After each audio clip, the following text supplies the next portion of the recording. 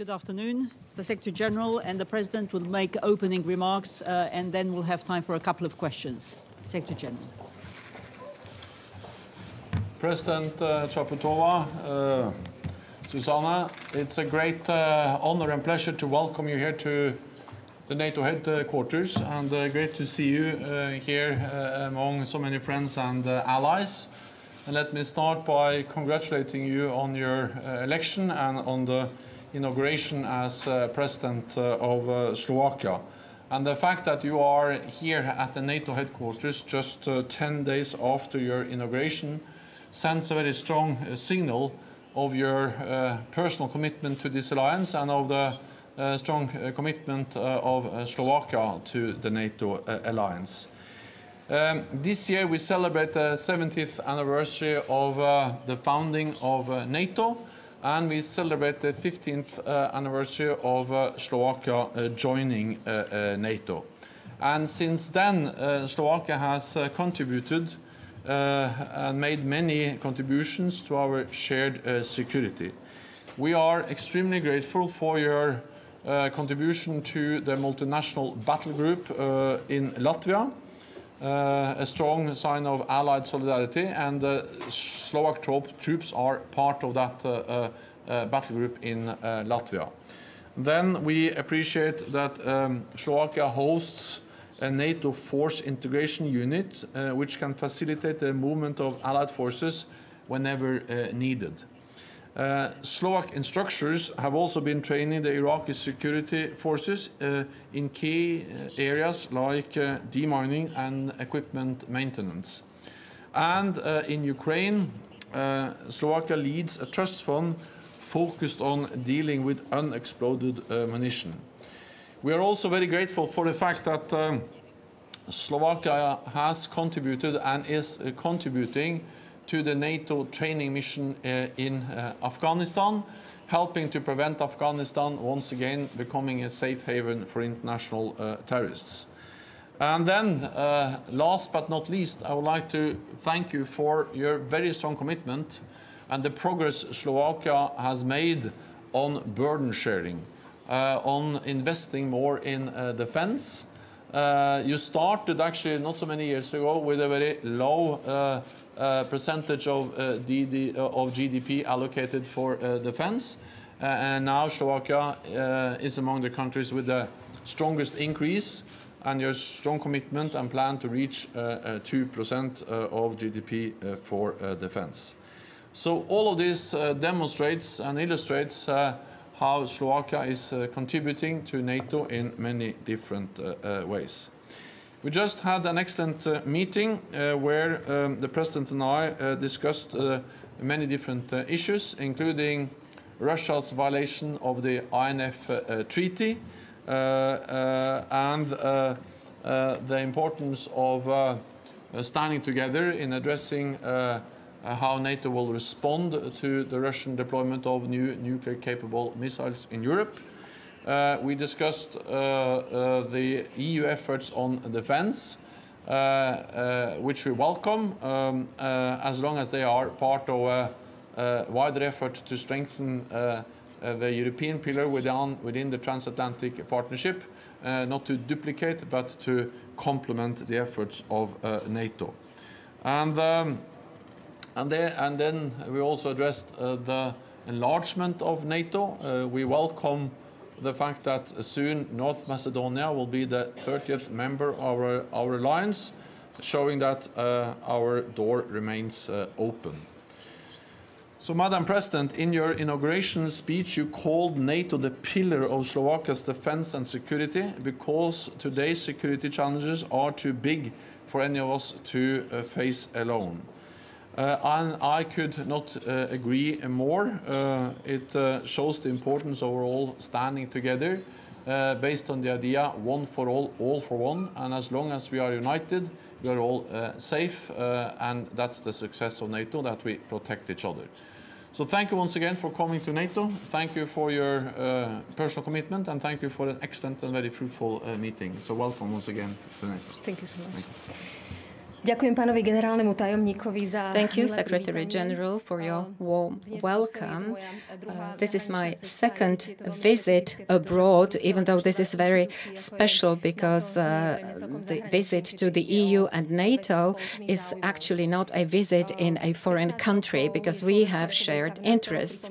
Slovakia has been a member of NATO for 15 years. For 15 years, we have the best security guarantees to protect our values, and all important values I treasure and evaluate. That is the rule of law, protection of freedom, democratic values and human rights.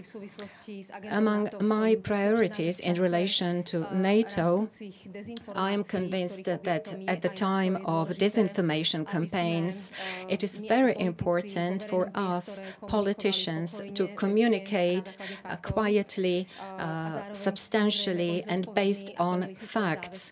At the same time, we have to honor our commitments. As I said during our meeting with Secretary General, Slovakia is fully aware of its commitments and pledges because we declared them publicly. In relation to the 2% of GDP, we are pleased to achieve this target even earlier in 2020, that is 2 years earlier. At the same time, at home, it is very important to invest all this money in a transparent way to enhance the trust of our citizens into NATO and the Slovak government. As Secretary General said, we also discussed relations with Russia and Ukraine. I'm worried that the current relations with Russia are, so to speak, frozen as it goes for the dialogue. But I insist we have to make effort and cooperate with Russia, of course, while respecting fully the values and principles as is human rights and rule of law. At the same time, I understand our allies in the Baltic region. Therefore, I appreciate the decision to deploy our troops in Latvia. This is the way we once again showed that we are a reliable partner of NATO. At the same time, we want to support Ukraine. I believe that every country has the full right of decision where it wants to belong, whether it is the EU or NATO. I believe that Ukraine, most of all, needs stability and development.